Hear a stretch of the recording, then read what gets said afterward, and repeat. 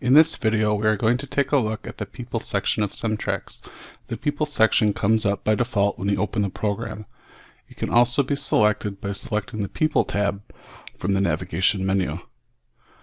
By default, the Info view is chosen on the navigation submenu. This shows the detail of all the people stored in CemTrax. Let's add a person now, so we can see the different fields of information. As a reminder, this video is not meant to be a tutorial, but serves to give a brief overview of the People view in CemTrax. A detailed manual does come with CemTrax and is available from the Help tab of the program. When I click on New, I am able to enter a person's information. I'm going to enter in a fictitious name so that we can see all the different types of information available.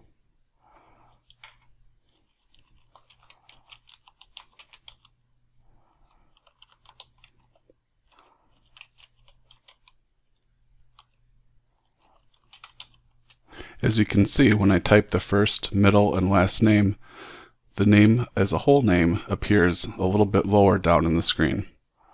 And this is how we will see it throughout CemTrax. I can also assign other information such as gender. We also have a checkbox for employee if you want to track who is an employee or volunteer in your cemetery. Several of the dates in CemTrax can also be estimated. So if we did not know this person's date of birth, we could click on the estimated checkbox, and we'd be able to enter in the information that we did know. For now, I'm going to make up a date of birth of August 2nd, 1965. There's a notes field where we can type in a large quantity of notes that we have about any person. Down below we have your typical contact information such as address and telephone numbers and emails. In the additional tab, we're able to add things such as religion. Now there's a drop-down list here, and there's a couple of choices already available. But for any drop-down list in CemTrax, we can also add to that list on the fly. And I'm going to do that in this case here. So if I click my maintenance button, I can add a new religion,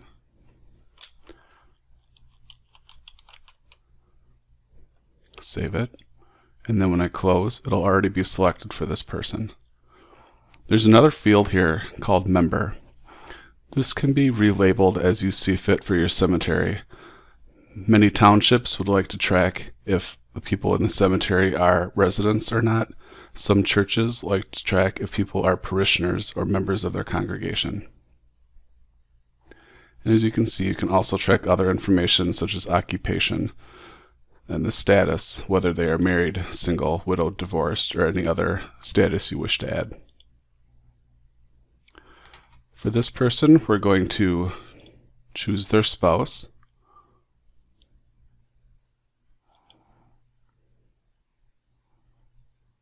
And then if we wanted to, we could add married date and any children they might have. Moving on to the Deceased tab, I can check if they are deceased, the date of death, which may be estimated, as well as the cause and place of death. If you choose to make a burial in CemTrax, that person will automatically be checked as deceased. On the Armed Forces tab, if we check that they are a veteran, we're able to enter in other information such as military rank, what branches they served in, and what wars or conflicts they may have also been involved with. And finally, we come to the Custom Tracking Fields tab. I've turned on all 5 custom tracking fields for this person, and this affects all people in CemTrax. I can put any information I need to in these 5 custom fields. You can also relabel them so they do not need to be labeled as Custom 1, Custom 2, and so on. You can call them anything you wish, and this is done in the settings of CemTrax. You may also attach images to each person in CemTrax. There's no limit to the number of images you can attach. Now that we're done entering information for this person, I'm going to click Save. And let's move on to another area of the navigation submenu, to the Find. So as you can imagine, when you start filling out information for your cemetery, the list of names will get quite long. I have a few listed here in the demo. You have the ability to quickly find people based on some search criteria. So if I'm looking for somebody named Tim, but I cannot remember the last name, I can type in Tim, click Apply Filter, and all the people whose first name is Tim or Timothy show up. And if I need to, I can go straight to their records by clicking on the button to the left of their name. And you're also able to sort this list by clicking on any of the column headers you see.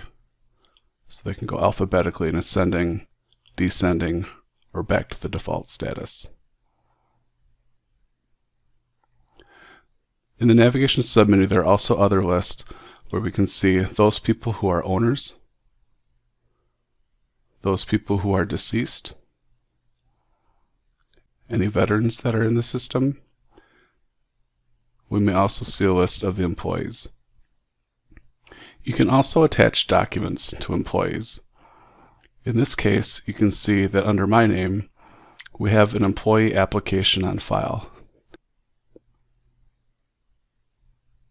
If we were to click on a button here, it will open up a document. That document's path name is located over to the right, so we know exactly where it is. Before we finish, I'd like to go back to the Info view. Here you can type in a person's last name, and as you begin typing, you'll come to the first name matching that on the list. That way, once your list starts to get very long with hundreds or even thousands of names, you can easily find that name and jump to it in the list. That is the overview for the People tab in CemTrax. Next, we will talk about spaces and the map.